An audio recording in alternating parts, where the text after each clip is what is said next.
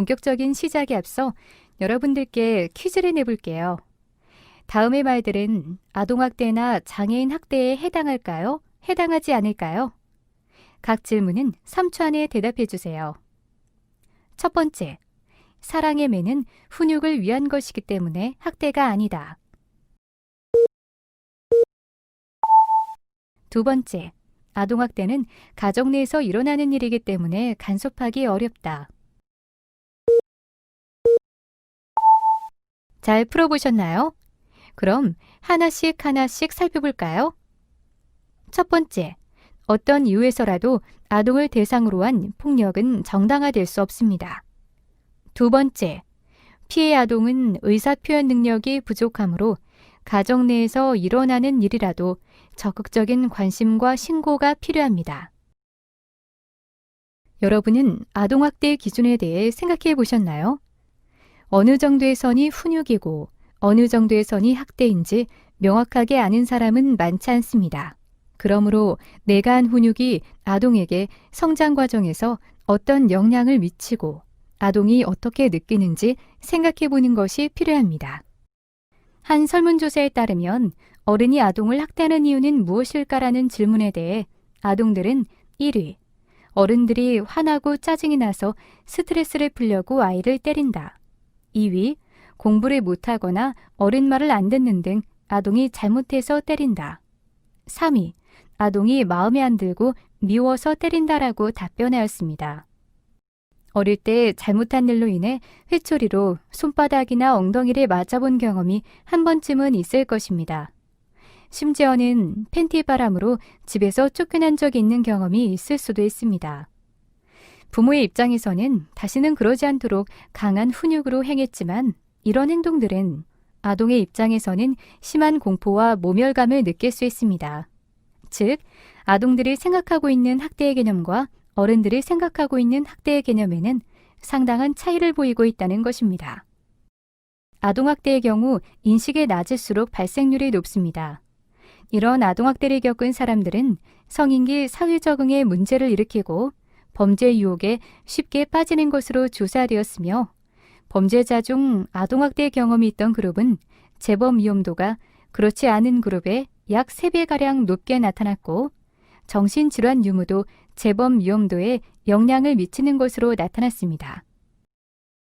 아동학대란 보호자를 포함한 성인이 아동의 건강 또는 복지를 해치거나 정상적 발달을 저해할 수 있는 신체적, 정신적, 성적 폭력이나 가혹행위를 하는 것과 아동의 보호자가 아동을 유기하거나 방임하는 것입니다.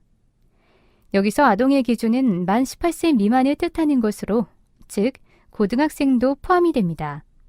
그렇다면 아동학대 범죄란 무엇일까요? 아동학대 범죄란 보호자에 의한 아동학대를 말하며 형법상 범죄, 복지법상 범죄, 다른 법률에 의해 가중처벌되는 죄, 아동학대 처벌법에 규정된 범죄가 있습니다. 이러한 아동학대 행위는 정도나 법률 위반 정도에 따라 처벌 대상 또는 처분, 상담, 교육 대상이 될 수 있습니다. 아동학대는 일반적으로 물리적, 즉 신체적 폭행을 생각할 수도 있지만 이외에도 여러 가지 요소들이 있습니다. 크게 신체적 학대, 정서적 학대, 성적 학대, 방임 및 유기로 구분됩니다. 주로 뉴스나 기사에서 자주 등장하는 사건으로는 어린이집 폭행 사건, 의붓자녀 성폭행 사건, 영아 방치 사건들을 주로 볼 수 있습니다. 하지만 정서적 학대 또한 매우 아동의 정서에 큰 영향을 미칩니다. 언어적 폭력, 비현실적인 기대, 편애 등 부모님의 기대에 미치지 못하여 청소년기에 자살하는 사건도 근본적으로는 정서적 학대에서 비롯된 것입니다. 이런 아동학대는 사회적인 문제로 크게 번지기도 하는데 최근에는 아동이 숨지게 될 경우 아동학대범에 대해 최고 사형까지 구형하고 있습니다. 아동학대 유형별 내용을 하나씩 살펴보겠습니다. 먼저 신체적 학대는 직접적으로 신체에 가해하는 행위, 도구 사용하여 신체에 가해하는 행위, 신체 유해한 물질로 신체에 가해하는 행위, 완력을 사용하여 신체를 위협하는 행위 등이 해당됩니다. 어린이집 교실에서 옷걸이를 넘어뜨린 A군의 등 부위를 1회 때리는 등 40차례에 걸쳐 아동에게 학대를 행하였습니다. 해당 보육교사는 신체적 학대 행위 혐의로 검찰에 기소되었습니다. 이러한 신체적 학대에 대하여 아동복지법상 5년 이하의 징역 또는 5천만 원 이하의 벌금이 선고될 수 있으며 처벌법상 상해, 폭행, 특수폭행, 폭행치상 등으로 처리가 가능하며 특히 아동학대 치사 시에는 무기징역 및 5년 이상 징역에 처할 수 있습니다. 정서적 학대는 언어적 폭력행위, 정서적 위협, 감금이나 억제, 기타 가학적인 행위나 언어적 폭력행위, 형제나 친구 등과 비교, 차별, 편애, 왕따를 시키는 행위 등이 해당됩니다. 보육교사 B씨는 아이가 말을 듣지 않는다고 배식을 늦게 해주거나 낮잠을 자지 않으려고 하는 아동에게 무서운 동영상을 억지로 보여주었습니다. 이러한 행위는 정서적 학대 행위에 해당됩니다. 이러한 정서적 학대에 대하여 아동복지법상 5년 이하의 징역 또는 5천만 원 이하의 벌금이 선고될 수 있으며 처벌법상 체포, 감금, 중체포, 감금, 특수체포, 감금, 체포, 감금, 치상, 협박, 특수협박 등으로 처리가 가능합니다. 성적 학대는 자신의 성적 만족을 위해 아동을 관찰하거나 아동에게 성적 노출을 하는 행위, 아동을 성적으로 추행하는 행위, 아동에게 유사 성행위를 하는 행위, 성교를 하는 행위, 성매매를 시키거나 성매매를 매개하는 행위 등이 있습니다. B씨는 인터넷 게임을 통해 알게 된 A양에게 3차례에 걸쳐 주요 신체 부위를 보여달라고 요구하며 영상통화를 하였습니다. 이러한 행위는 아동복지법에서 금지하는 아동에게 음란한 행위를 시킨 행위에 해당하므로 B씨는 검찰에 기소되었습니다.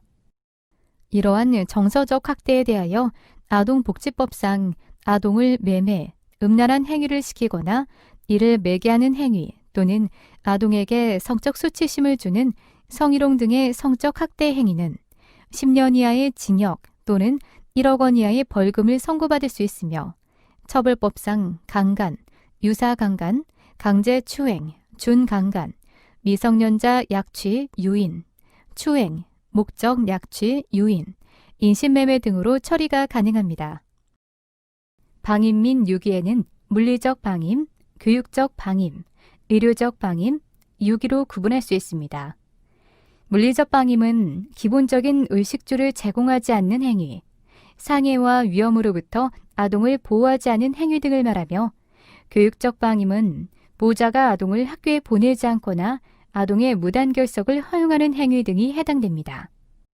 의료적 방임은 아동에게 필요한 의료적 처치를 하지 않는 행위, 예방접종이 필요한 아동에게 예방접종을 실시하지 않는 행위 등을 말하며 유기는 아동을 보호하지 않고 버리는 행위, 아동을 병원에 입원시키고 사라진 경우 등이 해당됩니다. 초등학교에 가야 할 아동을 둔 한 부모가 입학할 나이임에도 불구하고 1년간 학교 입학을 유예하겠다고 교육청에 통보한 후 아동을 방치한 사건이 있었습니다. 이는 교육적 방임으로 아동학대에 해당되는 범죄입니다. 이러한 방임 및 유기에 대하여 아동복지법상 5년 이하의 징역 또는 5천만 원 이하의 벌금이 선고될 수 있으며 처벌법상 유기, 영아 유기, 학대, 아동 혹사, 유기 치상 등으로 처리가 가능합니다. 아동학대로 인한 연도별 신고 접수 및 사례 판단 건수를 살펴보도록 하겠습니다. 연도별 아동학대 신고 접수 및 사례 판단 현황을 살펴보면 아동학대 신고 건수는 2004년 6,998건에서부터 조금씩 증가하는 추세를 보이다가 2013년부터 가파른 상승세를 보였으며 2017년까지 신고 접수는 2004년에 비해 약 5배 정도 증가한 사실을 알 수 있습니다. 이를 볼 때 신고 의식이 점차 개선되고 있음을 알 수 있습니다. 아동학대의 사례 유형은 48.6%의 비율로 중복학대의 비율이 제일 높았습니다. 다음 정서학대, 신체학대, 방임, 성학대 순이었으며 정서학대가 점차 증가하고 있는 추세를 보이고 있습니다. 중복학대가 높은 비율을 차지하고 있는 만큼 여러 유형의 학대가 복합적으로 발생하므로 통합적 접근이 필요합니다. 다음은 학대 행위자와 아동과의 관계입니다. 학대 행위자와 아동과의 관계 그래프를 살펴보면 학대 행위자의 77%가량이 부모인 것을 알 수 있습니다. 학대 행위자의 부모들에게는 양육 태도 및 방법 부족 등의 특징을 나타냅니다. 이러한 피해를 줄이기 위해서는 부모 교육과 가족 기능 강화를 위한 적극적 지원이 필요합니다. 아동학대로 인한 피해에 대해 알아보겠습니다. 아동학대가 개인에게 미치는 영향을 살펴보면 아동학대를 당한 사람들의 80% 이상이 21세 때 우울장애, 불안장애, 섭식장애, 자살 시도 등을 포함해 최소 한 가지 이상의 정신적 장애를 가지고 있었다고 조사되었습니다. 아동학대로 인한 후유증은 신체 손상과 심리, 정서 손상이 있습니다. 신체 손상은 피부 결손, 화상, 골절, 안구 출혈, 장기 파열, 두뇌 손상, 성장 실패, 생리 기능 변화, 사망 등이 있습니다. 심리, 정서 손상은 중추신경계 손상, 지능, 자아 기능 손상, 감정 조절 기능 저하 및 이상, 자기 개념 손상, 애착 형성 붕괴, 충돌 조절 능력 저하, 또래 관계 붕괴, 자학적, 자기 파괴 행동, 정신병리 등이 있습니다. 미국 아동학대 통계에 의하면 아동학대를 경험한 사람은 청소년기에 범죄를 저질러 체포된 비율이 그렇지 않은 사람보다 59% 더 높으며 성인기에 범죄를 저질러 체포된 비율은 28% 더 높고 폭력 범죄를 저지른 비율은 30% 이상 높게 나타났습니다. 아동학대의 경험은 가족과 사회적 차원에서도 많은 영향을 끼칩니다. 가족에게는 비가해가족의 죄책감, 외상 후 스트레스 장애와 부모의 자녀 양육 기능 저하, 부모 및 형제와의 다툼 증가 현상이 더 높게 나타나며 사회적으로는 아동학대의 세대 간 전이뿐만 아니라 학교 폭력, 비행, 자살률이 증가하고 약물 남용 및 중독과 성매매 등 각종 범죄가 증가하는 것으로 나타났습니다.